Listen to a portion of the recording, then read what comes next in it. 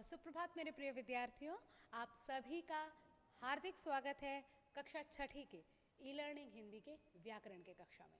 तो विद्यार्थियों, जैसा कि आप जानते हैं कि हम लोग जो है व्याकरण में हमारा जो सर्वनाम नामक पाठ था उसको पढ़कर कर समाप्त कर चुके थे। तो आज हम क्या करेंगे, आज हम उसके अभ्यास कार्यों को करेंगे।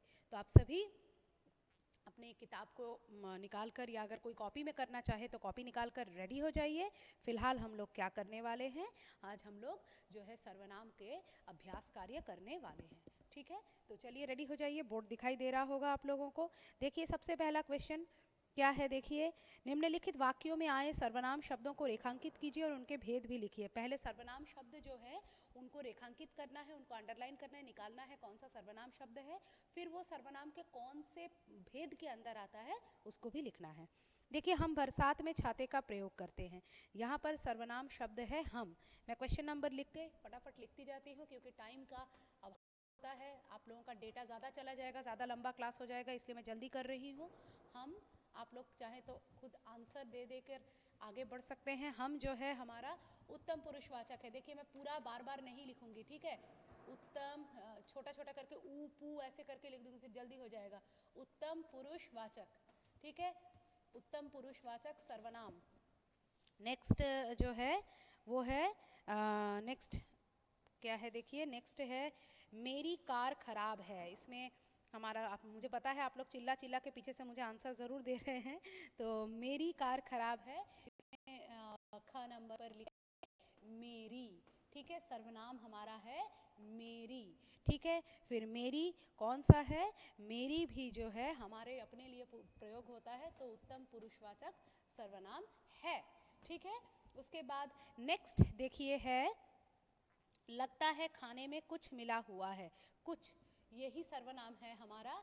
कुछ हमारा किस टाइप का सर्वनाम है, कुछ है हमारा अनिश्चयवाचक सर्वनाम। कैसा सर्वनाम है, अनिश्चयवाचक, ठीक है। कुछ जो है हमारा अनिश्चयवाचक सर्वनाम है।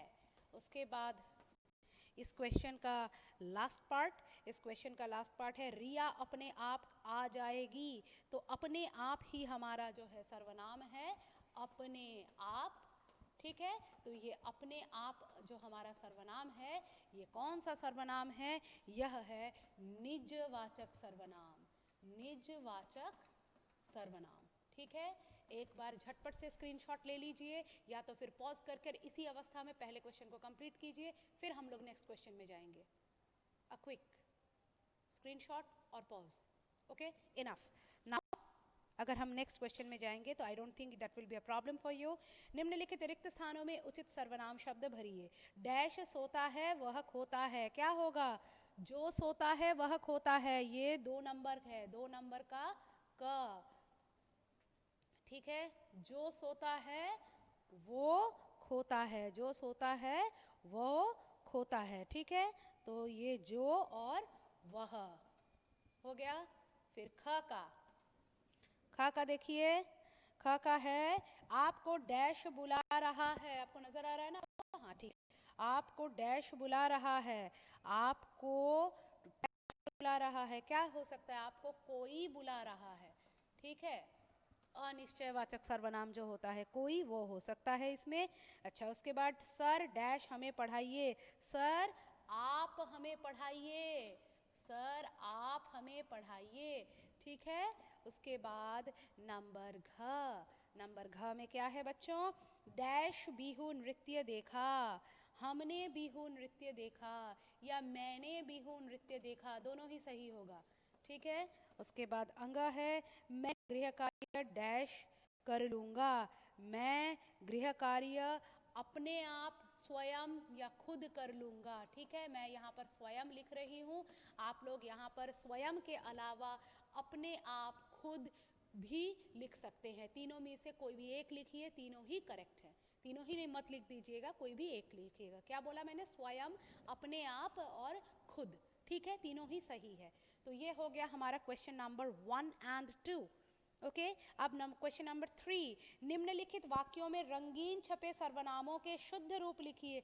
यहाँ पर जो सर्वनाम दिए हैं नहीं लिखे हैं, सही रूप नहीं लिखे हैं, आपको उनके करेक्ट रूप को लिखना है, ठीक है। तो चलिए लिख लेते हैं करेक्ट रूप। उससे पहले मुझे बोर्ड रब करना होगा।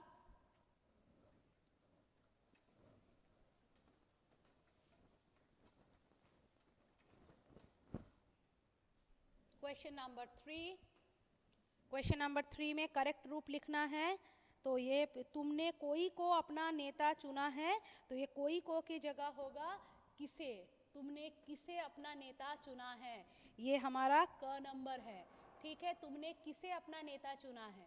उसके बाद ख में क्या है, मेरे को तेरे से कोई मतलब नहीं है, ये होगा मुझे तुझसे, ठीक है। रंगीन छपे शब्दों के जगह पर जो बैठेगा वो मैं लिख रही हूँ। आप लोग थोड़ा ध्यान से किसके जगह पर क्या बैठेगा उसको देख के फिर सेंटेंसेस को दोबारा लिखिएगा, फिर सेंटेंसेस को जो है रीराइट कीजिएगा। रंगीन छपे शब्दों के जगह पर जो बैठेगा मैं केवल उनको लिख रही हूँ। आप लोगों को क्या करना है, पूरे वाक्य को नए जो शुद्ध हमारा जो सर्वनाम शब्द है उसको बिठा करके रीराइट करना है। ओके, चलिए नेक्स्ट है, मुझे तुझसे नहीं रखेंगे, इसको तुमसे रख देते हैं। मुझे तुमसे अच्छा लगेगा सुनने में, मैं भी हड़बड़ा रही हूँ तो जल्दबाजी में गलत हो जा रहा है। चलिए नेक्स्ट करते हैं ग में है, यहाँ देखो कोई के पैरों के निशान है। कोई के जगह पर होगा किसी के पैरों के निशान है, ठीक है। यहाँ देखो किसी के पैरों के निशान हैं, ठीक है। किसी के लिखा है मैंने, वहाँ पे दिख रहा है आप लोगों को। नेक्स्ट है हमारा जो ने खाना नहीं खाया इसको सज़ा मिली। तो ये जो ने के जगह पर होगा जिसने, जो ने के जगह पर होगा जिसने, जिसने खाना नहीं खाया उसे सज़ा मिली। तो इसको की जगह पर हो जाएगा उसे, उसे सज़ा मिली, ठीक है। हो गया क्वेश्चन नंबर हमारा 3। नेक्स्ट है क्वेश्चन नंबर 4। क्वेश्चन नंबर 4 है, निम्नलिखित वाक्यों का उचित सर्वनाम भेद के साथ मिलान कीजिए, ठीक है। उचित सर्वनाम भेद के साथ मिलान कीजिए। मैं सबका लिख देती हूँ किसका क्या होगा, क ख ग घ घ, ठीक है। सबके जवाब मैं लिख देती हूँ, आप लोग मिला लीजिएगा। क है, माली ने पेड़ों को स्वयं सींचा। माली ने पेड़ों को स्वयं सींचा, ये होगा निजवाचक, ठीक है। माली ने पेड़ों को स्वयं सींचा, इसको निजवाचक जो 3 नंबर पर है उसके साथ मिला दीजिएगा। उसके बाद वह जा रहा है, ठीक है। वह जा रहा है, वह जा रहा है का होगा हमारा पुरुषवाचक, ठीक है। ये हो जाएगा पुरुषवाचक। ये वह जा रहा है पुरुषवाचक, यानी 1 नंबर के साथ मिलान कीजिए। उस पुस्तक को पढ़ो बहुत रोचक है, ये उस पुस्तक को पढ़ो बहुत रोचक है में उस पुस्तक एकदम निश्चित करके बता रहे हैं उसी पुस्तक को पढ़ो, तो ये निश्चयवाचक हो जाएगा, ठीक है। यह निश्चयवाचक हो जाएगा। निश्चयवाचक का नंबर कौन सा है, 3, ठीक है। उसके बाद है जिसकी दौलत उसकी शोहरत। जिसकी और उसकी, इसमें एक लिंक बिठाया गया है इसलिए यहाँ पर होगा संबंधवाचक, ठीक है। यहाँ पर होगा संबंधवाचक, तो इसका मतलब इसमें होगा नंबर जो है 2। तो माली ने पेड़ों, निजवाचक, निजवाचक है नंबर 3, तो क के साथ नंबर 3। उसके बाद हमारा ख के साथ है नंबर 1, फिर ग के साथ है हमारा जो है नंबर 4, और घ के साथ मिलान होगा नंबर 2 का, ठीक है। अब तो मुझे नहीं लगता है आप लोगों को कोई प्रॉब्लम होगा इसको समझने में, इसको कर लीजिए। उसके बाद नेक्स्ट क्वेश्चन है, देखिए, निम्नलिखित सर्वनामों से वाक्य का प्रयोग कीजिए। अब वाक्य का प्रयोग तो मैं आप लोगों को करवाने से रही, मैं आप लोगों को वाक्य का प्रयोग बिल्कुल भी नहीं करवाऊंगी, ये तो बच्चों आप लोगों को खुद ही करना पड़ेगा। हाँ, मैं हिंट दे सकती हूँ, देखिए, अपने आप क्या है, छोटा बच्चा अपने आप सो गया, या मैंने अपने आप अपना काम कर लिया, तुम्हें से क्या बोलेंगे, तुम्हें क्या चाहिए, ओके। फिर वो जो, ये जो और वह, इसमें क्या होगा, करना, जो कहना मानेगा वह साथ जाएगा। पापा मम्मी कभी कहते हैं ना, जो मेरा कहना मानेगा वो साथ जाएगा, तो जो कहना मानेगा वह साथ जाएगा। उसके बाद नेक्स्ट है, देखिए कुछ में क्या है कि मुझे खाने के लिए कुछ दे दीजिए, इस तरह से सेंटेंस बना करके आप लोग इनको कर लीजिएगा। आप कोई भी सेंटेंस बना सकते हैं, मैंने केवल हिंट दिया है।